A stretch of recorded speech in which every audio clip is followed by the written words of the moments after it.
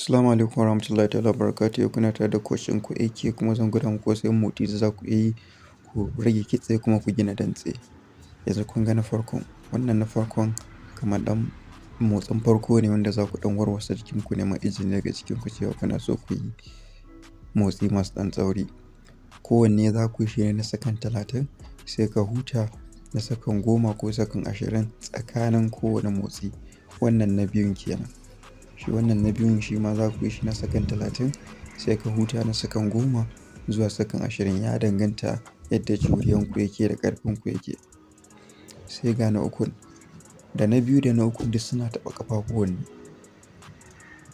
Ƙafan suke taɓawa daga gaba ɗaya ƙasan cikinka suke taɓawa.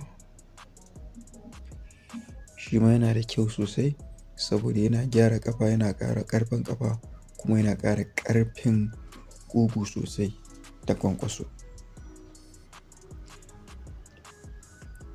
Za a yi shi na sakan 30 sai a huta sakan 10 zuwa 20 sai a shiga motsi na gaba.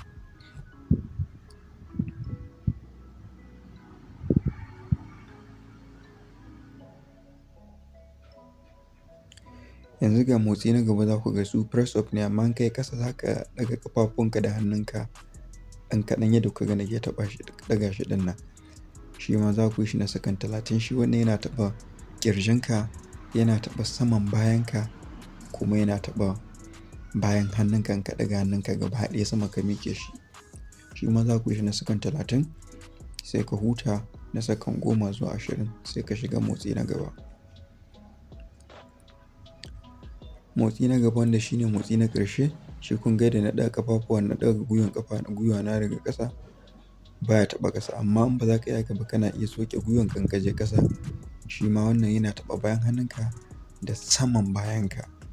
Shi ma wannan yana da kyau sosai saboda shi zai gina ma wa'innan wajajen bayan hannu da kafaɗanka. Yana da kyau sosai in an gama sai a ƙara faro motsin daga farko a yi zagaye 3 zuwa 4.